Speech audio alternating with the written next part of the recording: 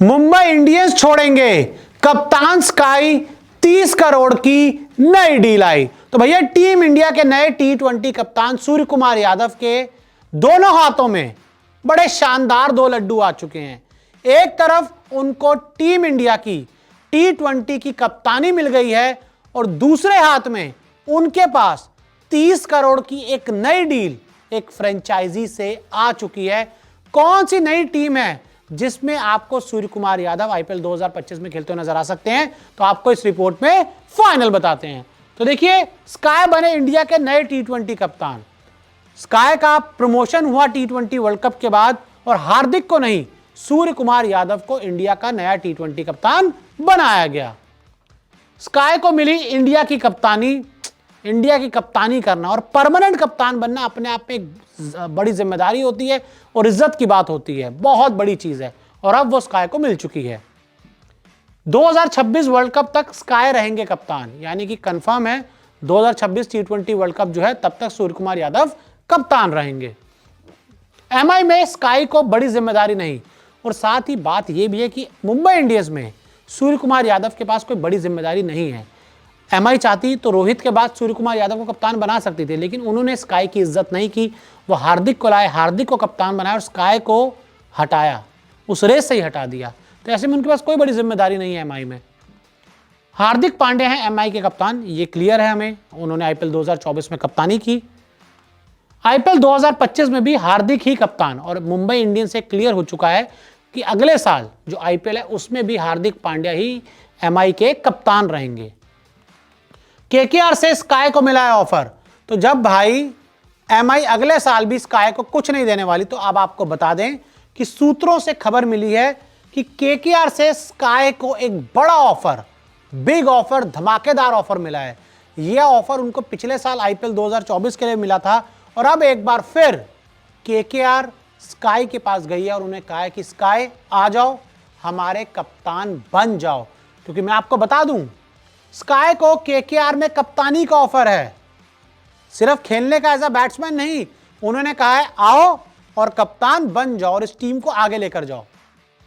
IPL में sky ने कभी कप्तानी नहीं की। साथ ही हम सब जानते हैं कि सूर्य कुमार यादव ने अभी तक आईपीएल में कभी कप्तानी नहीं किया। भाई एक इंडिया का T20 कप्तान बन गया है, तो भाई वो तो चाहेगा ना कि भाई मैं किसी आईपीएल की कप्तानी करूं, किसी आईपीएल फ्रेंचाइजी में कप्तान बनूं। एमआई में जिम्मेदारी नहीं मिलेगी। केकेआर कह रही आ जाओ भाई, कप्तान बन जाओ। केकेआर के उप कप्तान रह चुके हैं स्काई। तो ये भी एक इंपॉर्टेंट खबर है कि सूर्य कुमार यादव पहले केकेआर के लिए खेल चुके हैं और वहां पर वाइस कैप्टनसी उनको मिल गई थी यंग एज में ही। गंभीर की कप्तानी में स्काई थे उप कप्तान।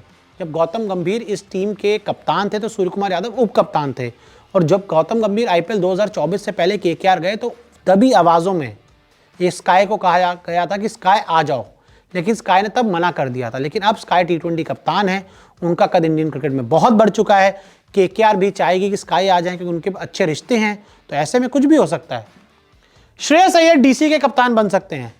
एक खबर आपको यह भी बता दूं कि यह भी सामने आ रही है कि श्रेयस अय्यर डीसी के कप्तान बन सकते हैं। ऐसा क्यों? ऋषभ पंत सीएसके जाने की तैयारी में है। पिछले कुछ दिनों पहले यह खबर आई थी कि माही और ऋषभ पंत की जो बॉन्डिंग है, उसके बाद ऋषभ ने यह फैसला ले रहे हैं इस तैयारी में कि वो चेन्नई सुपर किंग्स चला जाएं। क्योंकि ऋतुराज गायकवाड़ देखिए, इंडियन टीम दो इंडियन टीम आई, कहीं पे भी चूज नहीं किया गया उनका, और उनका ना वो ऑरा नहीं है। और सीएसके का कप्तान एक बड़ी रिस्पॉन्सिबिलिटी है। और ऋतुराज गायकवाड़ क्या कर रहे हैं उनके अंदर, मैं लिख कर दे रहा हूं, आप लिख लो। ऋतुराज गायकवाड़ के अंदर वो दम नहीं है कि वो सीएसके के कप्तान बने और सीएसके को आगे लेके जाएं। तो ऐसे में ऋषभ पंत सीएसके जाने की तैयारी में, तो अगर ऋषभ पंत सीएसके जाते हैं तो श्रेयस अय्यर कप्तान बन जाएंगे क्योंकि डीसी की कप्तानी की जगह खाली हो जाएगी।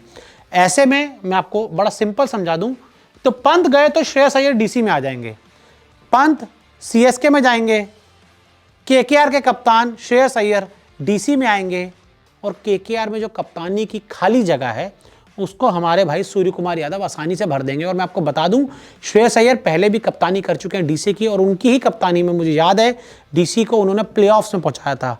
और ऋषभ पंत का जो हमने देखा था परफॉर्मेंस इस साल बहुत अच्छा नहीं रहा, उनकी कप्तानी में भी कुछ नहीं कर पाई डीसी। तो ऐसे में एक 3 वे चल रहा है, केकेआर के नए कप्तान बन जाएंगे स्काई। तो ऐसे में अगर ऋषभ सीएसके गए और श्रेयस डीसी आए तो फिर स्काई केकेआर चले जाएंगे।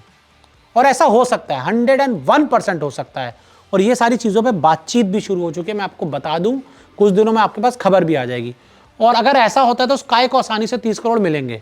अगर 25 करोड़ मिचेल स्टार्क को मिल सकते हैं तो सूर्य कुमार यादव, जो T20 में नंबर 1 की रैंक पे लंबे समय तक राज कर चुके हैं और अभी भी नंबर 2 बल्लेबाज हैं और इंडिया के नए T20 कप्तान हैं, अगले 2 साल कप्तानी करने वाले हैं, तो ऐसे में भाई स्काई को 30 करोड़ मिल सकते हैं। तो भैया स्काई की लॉटरी है और स्टार्क के पैसे स्काई को मिल जाएंगे।